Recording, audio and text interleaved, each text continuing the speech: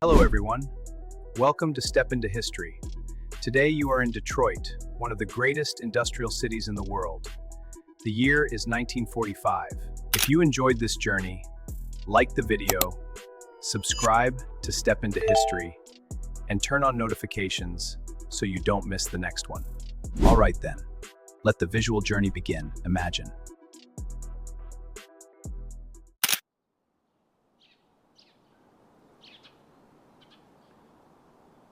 Close your eyes for just a second and listen closely. Hear those shift whistles screaming across the river, those heavy factory doors slamming shut, and that low, steady roar of thousands of workers all moving at once. That was Detroit in the middle of the 20th century, a city that genuinely sounded like money being made. And for 2 whole decades, it truly was the richest city in America. For this video, I used AI to pull together those years and the story, so you can see exactly how it happened. So, stick with me right to the end. Before we jump into the timeline, you need to know what rich actually looked like in Detroit. It looked like a packed streetcar rolling home after the afternoon shift. It looked like a crowded diner at midnight, serving auto workers coming off the line. It looked like a paycheck that covered more than just the basics, at least for some families. Researchers have described Detroit as a long-running economic powerhouse, a place of unusual prosperity built on innovation and manufacturing muscle. The city knew how to combine capital and labor to produce mechanical goods at a scale nobody else could match. That is the mood behind the title, America's Richest City. But comfort was never distributed equally. And that tension runs through every year of this story. Our story begins on December 29, 1940, when President Franklin D. Roosevelt delivered a fireside chat and used 4 words that would define Detroit for a generation: weapons, planes, tanks, and ships. He called America the arsenal of democracy. Detroit's historical record explains that the city became permanently tied to that phrase because its manufacturing strength and automobile industry could rapidly shift into producing war vehicles and equipment. In plain language, Detroit was already preparing to make the war long before America had officially entered it. The factories were ready, the workforce was ready, and the city was about to enter the most transformative decade in its history. In 1941, Detroit's war story became a road story. Construction began that year on the Davidson Freeway, partly because the defense plants needed better access, and city officials rushed the project forward. Detroit was literally redesigning its own layout so that people and materials could move faster. When a city is building highways in the middle of a world war, it tells you something important. The jobs were flowing, the money was flowing, and the whole place was reshaping itself in real time to meet the moment. By early 1942, the auto industry stopped being about family sedans and became about military hardware. On January 16, 1942, the War Production Board was created to coordinate the national war effort. Just over a month later, on February 22, 1942, all American manufacturers ended civilian automobile production entirely. In Detroit, that meant passenger car lines disappearing overnight and being rebuilt to produce tanks, trucks, bombers, and ammunition. Later that same year, on November 25, 1942, the Davidson Freeway officially opened to traffic. It was described as the first urban below-grade freeway in the United States, and it marked Detroit as a city that was not just making the war, but also reinventing its own infrastructure at breakneck speed. But all that wartime production came with a darker side. On June 20, 1943, a conflict that began at Belle Isle Park spread into the city and escalated into what became known as the Detroit Race Riot. Nearly 100,000 people had been at Belle Isle that day. and rumors pushed both black and white communities into fear and violence that rapidly widened across the entire city. The final toll was 34 people killed, 9 white and 25 black, and federal troops had to arrive to restore order. This year matters because it shows something crucial. Detroit's prosperity and Detroit's tension were living on the exact same streets at the exact same time, and pretending otherwise would miss the whole story. Detroit stayed locked in war mode through 1944. The city's industrial identity was built on constant shifts and constant transport, and the auto industry remained completely transitioned. Meanwhile, housing pressure and workplace racism were still part of daily life for black workers, which meant that booming did not feel the same in every neighborhood. White workers often had clearer paths to advancement, while black workers faced discrimination even as they fueled the war effort alongside everyone else. 1944 was a year of steady production and steady pressure operating at the same time. When the war ended in 1945, Detroit did not relax. It rebalanced. Civilian car, truck, and auto parts production had halted from February 1942 to October 1945. So the shift back to peacetime manufacturing was a long, complicated gear change. Workers wanted jobs that would last, and they wanted the consumer boom they had been promised during the war, especially cars and housing for families and returning veterans. Detroit's identity as America's wealth engine was now pointing back toward consumer demand, and that demand would become the next great driver of growth. Detroit's wealth story has always been a labor story, and 1946 made that undeniable. A massive strike against General Motors ran from November 21, 1945 through March 13, 1946, lasting 113 days and involving 320,000 workers. In a factory city like Detroit, those dates mattered enormously. The strike showed how wages got negotiated and how union bargaining had become a national economic issue. When it finally ended, the settlement reinforced a powerful new idea. Middle-class life in America depended on organized labor being able to sit across the table from management and demand its share. Hello again. If you've made it this far, subscribing to Step Into History really helps. Now, let's continue where we left off.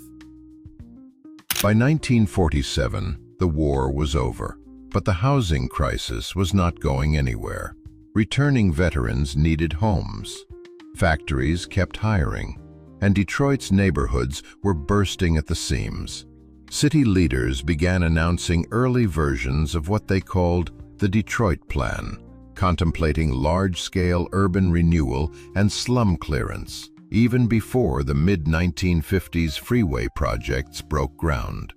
Then, on May 3, 1948, the United States Supreme Court decided the case of Shelley versus Kramer, ruling that courts could no longer enforce racially restrictive housing covenants. This decision did not erase segregation overnight, but it mattered enormously, because neighborhood boundaries were no longer being propped up by the legal system in the same way.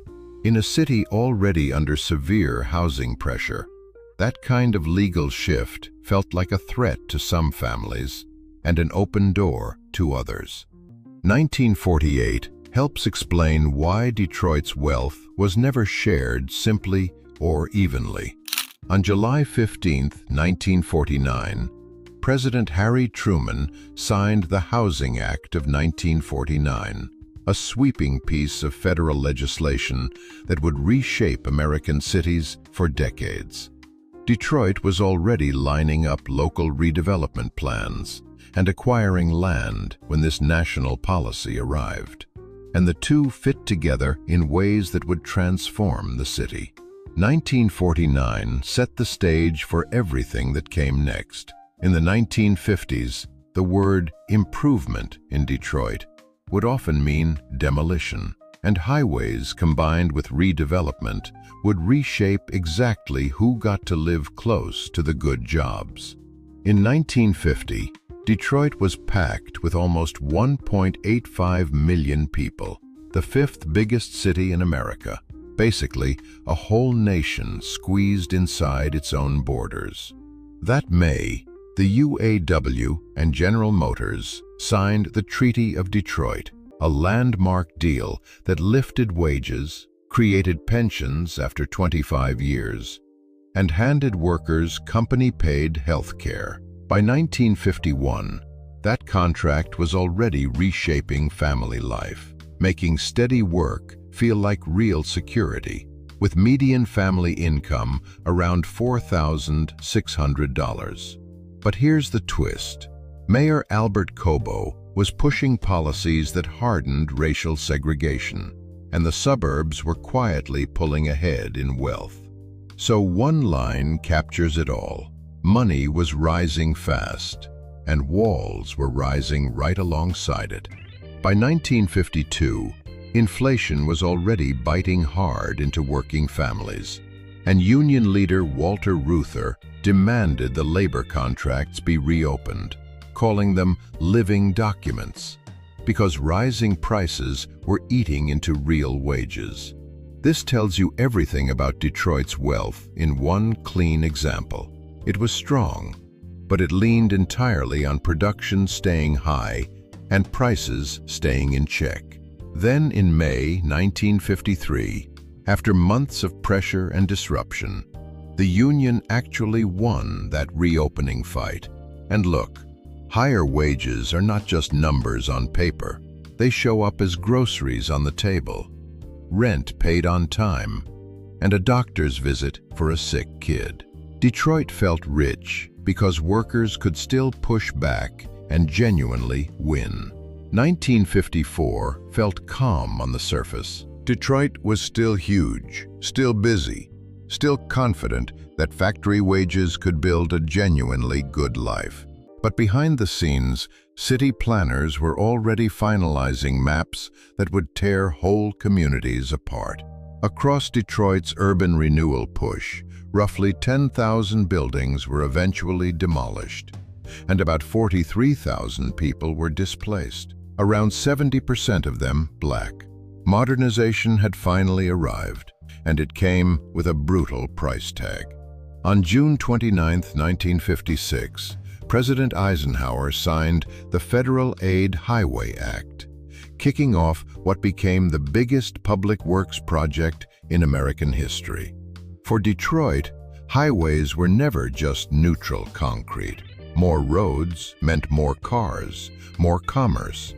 But they also sliced right through neighborhoods and made it easy for jobs and families to drift outward.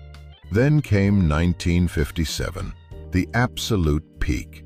Median family income in Greater Detroit hit $6,200, and thousands of families felt genuinely secure. Picture the confidence of planning a summer road trip instead of barely scraping through the month. But here's the quiet crack. The suburbs were already gaining ground faster than the city itself. Wealth was quietly packing its bags. Then the recession hit, and it hit hard. Median family income dropped to $5,900 in 1958. While prices kept climbing, actual buying power just collapsed. And here's the ugly part. Black families took steeper losses than white families, meaning the pain was never shared evenly. Then came 1959, a stunning split-screen moment. Construction of Interstate 375 moved forward and effectively killed Hastings Street, the main business corridor of Black Bottom and Paradise Valley, two of the most culturally vibrant Black neighborhoods in the entire country. But on January 12th that same year, a young songwriter named Barry Gordy Jr. started Tamla Records with an $800 family loan. That tiny beginning became Motown. Detroit lost a beloved street, and gained a global cultural engine on the very same calendar page. Detroit's wealth in the 1940s and 1950s is easiest to understand as a chain reaction. Wartime production created urgency and jobs. Post-war consumer demand created massive sales. The income data showed the suburbs pulling ahead even before the decade ended, hinting that wealth was already migrating outward. Detroit felt rich because in many real ways it was rich. But the story of how that wealth was built and who got a share in it is one of the most important stories America has ever told about itself. Thank you for joining Step Into History. For a brief moment, you stepped into a world that once was a city of salt, pitch, and iron-willed people who helped shape the world we live in today. These stories are more than just the past. They are echoes of how we lived, how we struggled, and how we finally broke our chains. If you want to keep exploring lost civilizations and the turning points of time, subscribe and join the journey. Where should we travel next?